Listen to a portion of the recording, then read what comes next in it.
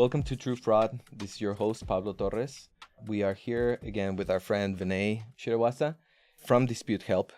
This is the kind of that second part episode. So Reach is partnering with DisputeHelp, and as we're talking about the cost of the representment and the cost of just having somebody assigned to filing evidence for these disputes and so on, what is DisputeHelp's role in all of this? What kind of products do you guys offer?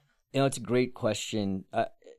So as technology has changed, we've talked about very static representment, a process that is been around for a long time and hasn't seen much modernization during the time it's been around. That being said, there are new tools that have been brought forward. These tools have been brought forward by two primary organizations, as we mentioned, Verify, which is now owned by Visa, and Ethica, which is owned now by MasterCard.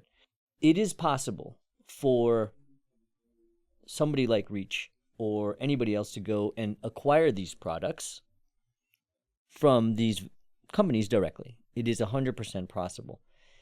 The inherent problem, like a lot of things, is these products are all disparate products. They are disparate APIs. They're multiple APIs. There's a contracting aspect. There's an integration aspect. You have a development team that would need to be brought up to go manage a full integration and build to these tools that are now in place. And that's very hard to do. That is not your core business. That is not what you want to be in business for. That is not what your founder designed your business to do. Mm-hmm. But it is a service you need to provide for your use cases and your customer base. And the question then becomes, for you, as you make those decisions, well, do I build it or do I partner? And you have a dependency, you have a use case, and your decision was to partner. But that's where we come in, right? We take these technologies, these APIs, and we aggregate them, and we create a platform. And in your particular case, we've created a white label product for you to utilize these tools that you want to utilize for your use cases, and we aggregate it and we bring it to life for you. That's what DisputeHelp does, right? And those pieces of technology in particular that you and your competitor base use to help on the chargeback and representment process are primarily most widely consumed pre-chargeback alerts. Rapid Dispute Resolution, or RDR, as it's known by Verify, by Visa, and Ethica Alerts, or Mastercom Collaboration, which is the MasterCard product. And those particular products are alerts sent out by those companies saying, I know, or I think, or I know an event is about to take place between the consumer and the issuing bank, and there's going to be a problem. We're going to have a problem. We send it out before that representment process even fully starts, the one we mentioned in the last episode that has all those multiple gates that it has to go through. The pre-chargeback alert is quickly sent out and consumed and given to the merchant to say, do you want to do something about this? We know something detrimental is going to happen from a chargeback perspective. Do you want to take some action here? Do you want to stop shipping a good? Do you want to stop somebody's membership? Or do you just want to refund the transaction because of that financial impact to you is going to be very high and you're trying to keep your business intact and clean? So pre-chargeback alerts, in addition to those products, a couple of others there, Order Insights by again, Visa, Verify, and Consumer Clarity by MasterCard. And essentially what those products are, just at a very simple level, is I'm a consumer, I don't recognize the transaction. Hey, Mr. Merchant, can you send me additional data so I can recognize this transaction? So those APIs go out, they call into the merchant's ecosystem. The merchant, we retrieve data, we send it back to the issuing bank, and it gets propagated at a call center level or at the online banking portal, so a consumer can see additional details about their transaction and hopefully don't follow through with the chargeback. It's designed to obviously deflect right? That chargeback. And then the final, there is more technology, but the final one I'll get into details about is the newest, which is Compelling Evidence 3.0 by Verify. It's going to have a sister product by MasterCall called First Party Trust. And again, just to reiterate, these are products that at the most basic level say there's a relationship between the consumer and the merchant. I know based on data, right, and those are things like device ID, IP from where the transaction existed, the fact that there's multiple transactions in a span of data. time, Yep. right, that happened at the merchant level between the consumer and the merchant. I know that because these things are here, and because it's a clean relationship, there hasn't been a problem in the past, I'm going to send this data to the issuer, and Mr. Issuer, I'm not going to allow that consumer to issue that chargeback, or what I should say, the more proper term is the liability shifts for that back to the issuer. Mm-hmm. And then the issuer can decide, is it on me as the issuer, or do I have to, take some action with my consumer because I'm not going to allow that chargeback to happen. So those are the predominant tools that we aggregate and we put together, right, and that our partnership is built on. And obviously we are just honored and excited to be able to offer that and partner with Reach to have that for your clients and your use cases. Yeah, no, we're super happy about that too. When as I was learning about these products and sort of the case, the use case for them, I kept thinking of how does this as a product fit for everyone? And then I learned about how the flexibility of you setting up rules, let's say, for like the amount of the transaction, or if you want to target a specific currency, etc. I think we should talk a little bit more about that, because we were talking about the cost associated with dealing with all of these disputes, and then you're getting a chargeback for $15. Yeah. Is it really worth it for me to fight it? But then if you don't have these products, then you have that chargeback that's going to come in, and you're probably going to say, you know what, I'll just absorb that loss because it's $15, and fighting it is going to cost me a lot more.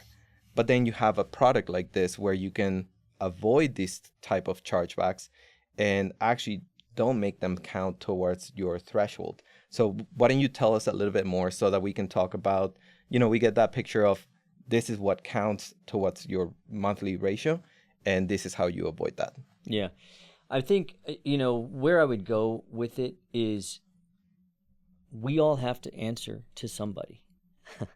I'm speaking to the head of risk right now, right? And you, as the head of risk, must protect your business.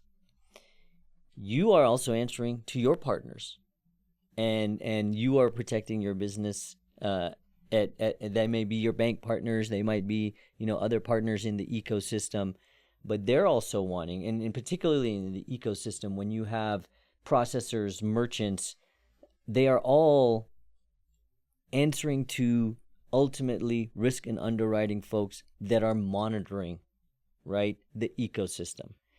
We can't continue to proliferate and have bad actors across the ecosystem, and those chargeback rates go northward, north of 1%, 2%, right? It is a heavy impact on the ecosystem in general. So these tools allow you, right, to protect your business and allow those chargeback rates to be manageable, because you are also answering to somebody. If you are a independent sales organization, you might have a sponsor bank that you are answering to. I would even go as so far as to say, if you're JP Morgan, you're answering to the powers that be at the banking level. You have a board there, they're managing risk, you have a head of underwriting. And we never talk about the folks that are on the risk and underwriting side enough, because they are working to protect this entire ecosystem. And technology like this, when brought forward, provides the entire ecosystem where it matters, at the merchant level, at the acquiring level, right? At the processor level. It allows them to use these tools to keep our risk and underwriting teams happy and stay in ratios that are manageable for our entire ecosystem of business. Because when those things exacerbate, you have big problems, right? Things get shut down.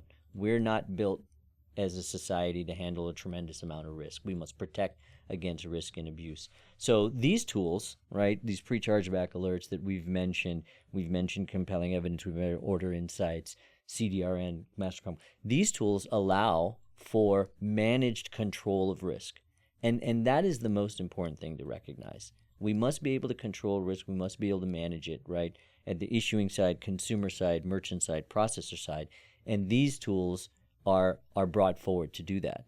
And we're happy to fulfill that need, right, bringing these tools forward for companies like yourself and others. So it's an important thing, and it's very needed, obviously, to maintain the safeguards that we're required to maintain as actors and players in the credit card processing world. Yeah, absolutely.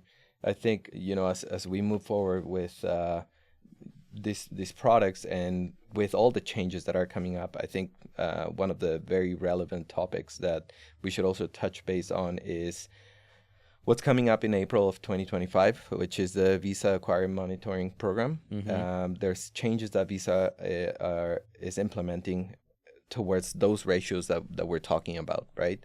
So why don't you tell us a little bit more about that? Because Sure. All of these tools that we're talking about and these products are going to have a great deal of impact on them, right? They are, yeah. It's really, when you think about the Visa Acquiring Monitoring Program, it's bringing two programs together.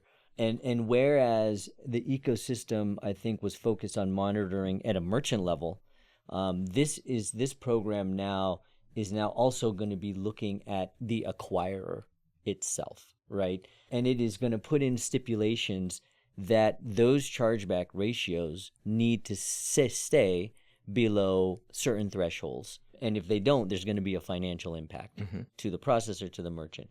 So two programs brought together, one program to look at more so now look at the acquirer, make sure the acquirer is doing the right things to protect their merchants and their portfolio of business. And then the second piece of the program is obviously still looking at the merchants, where you have those thresholds that merchants need to reside under so they don't get into financial impact and fine by the associations, Visa, MasterCard, respectively. Well, in this case, Visa, because it's Visa's program. And we're sure MasterCard will do, when one does one, the other tends to follow suit. But the program now coming up in next year will look at the acquirer and the merchant. And it is designed to put in tighter stipulations that exist today. So it's going to be non-fraud disputes looked at in conjunction with using the tools, rapid dispute resolution. If chargebacks are resolved by rapid dispute resolution, if they're resolved by compelling evidence, if they're resolved by CDRN, if a chargeback is resolved before it becomes a chargeback, they will not count toward the ratios. So, while the stipulations are going to be tighter controls against the acquirer and the merchant base, if you use these tools that have been put forward to mitigate chargebacks, you will be able to stay within those thresholds. Or the goal is to use these tools to try to stay within those thresholds, and that's where this new program is going. Yeah, absolutely. Yeah, I think, speaking of the use of these tools, and in previous episodes, we have actually talked about how there is the same way that there's an abuse side of filing chargebacks, and with the proliferation of friendly fraud, there's also this side of things where I personally see that there could be an abuse on this type of product, right? And in previous episodes, we have talked about how you as a merchant should be using this as a tool, not the tool to manage chargebacks. There should be risk and fraud management strategy, mitigation tools on the back end. And the way that these products or these tools are going to help you is to just buy you a little bit of time while you implement the changes that you need to make in order to mitigate that fraud, right? And then you as a merchant at the same time, if you're noticing a spike in chargebacks or, a spike in RDR alerts or Ethica, then you can manage and you can take care of what's causing that spike. I think that's something that I try to mention it often on this podcast because it's part of that educational part, I think the same, you can abuse something just for so long before it becomes kind of, it's not effective, I guess. Yeah. I mean, I think it's exactly right?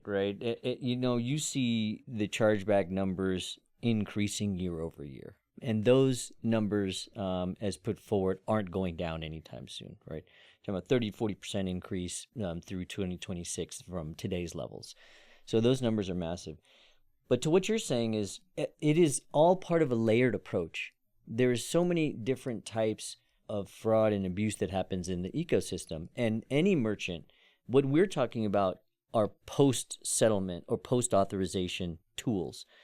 But there's the front end, account takeover. There needs to be, in-flight fraud technology, right? Pre-auth fraud technology. That's one piece. In-flight, you have tools that put together that in-flight piece, right? Then you have, the settlement side, post-settlement side, and it's all a layered approach. And you're right. I think talking about it is the absolute right thing. And most merchants, especially the mega merchants, realize this. They have a multiple point approach. They can afford to do that. They have the luxury to do that. But all merchants need to be provided a set of tools and have a layered approach so they can protect their business. I absolutely agree. I think that's spot on in the way we need to move forward and educate the merchants and drive forward the ecosystem. Absolutely. So before we wrap this up, is there anything else that you would like to add? No, I think it's great to be here and be a partner to you and your team. I think that obviously there are a prolific number of new payment methods arising as we look to the future, and those are very exciting. You think about UPI in India and its rise there. You think about Pix in Brazil and others. You think about Pay by Bank. But the main thing is each rises, both merchants and consumers need to be protected. And what will be the future technologies that propagate and proliferate those new methods of payment to protect both the merchant and the consumer? Technology can do a lot of things, make things easy to buy, make your life frictionless. We want quick biometric type processes to check in and out. But we always need to have safeguards in place to protect consumers, to protect merchants, to protect acquirers, to protect reach. And hopefully, we continue to partner to drive some of those things forward. Absolutely. Vinay, thank you so much for joining us. And, I look forward to the next time. Absolutely. Thanks so much for listening. Stay tuned for the next episode. And see you soon. Brought to you by the Reach Network. Visit withreach.com/network for more.